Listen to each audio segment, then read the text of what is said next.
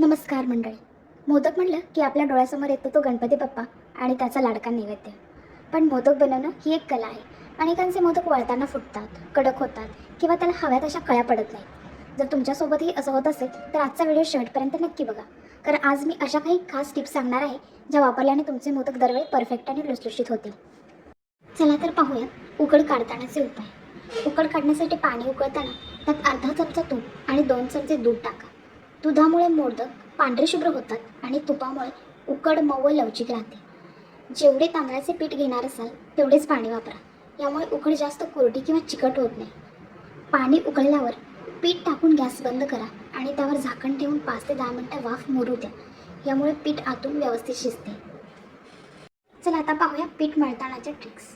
उकड काढलेले पीठ कोमट असतानाच मळणे गरजेचे असते. जर हात भाजत असतील तर एका वाटेच्या मागच्या बाजूला तूप लावून पिठाचे गोळे एकजीव करा.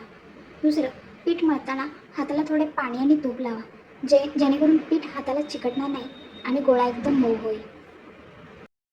मोदक वळत असताना उरलेले पीठ नेहमी ओल्या सुती कापडाने झाकून ठेवा. पीठ उघडे राहिल्यास ते कोरडे पडते आणि मोदकाला चिरा पडतात. दुसरं, मोदकाची पारी म्हणजेच आउटर लेअर जितकी पातळ असेल तितके मोदक खायला छान लागतात. कडा पातळ ठेवा आणि मध्यभाग थोडा जाड ठेवा, जेणेकरून मोदक फुटणार नाही.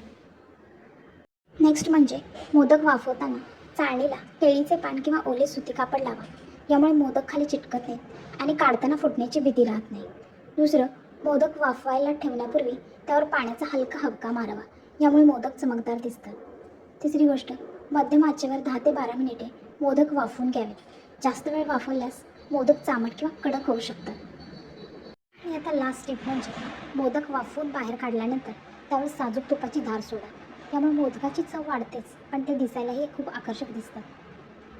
तर या होत्या आपल्या परफेक्ट मोदकांसाठीच्या टिप्स. आवडल्या असतील तर व्हिडिओला लाईक, शेअर आणि चॅनलला सबस्क्राईब करायला विसरू नका. धन्यवाद.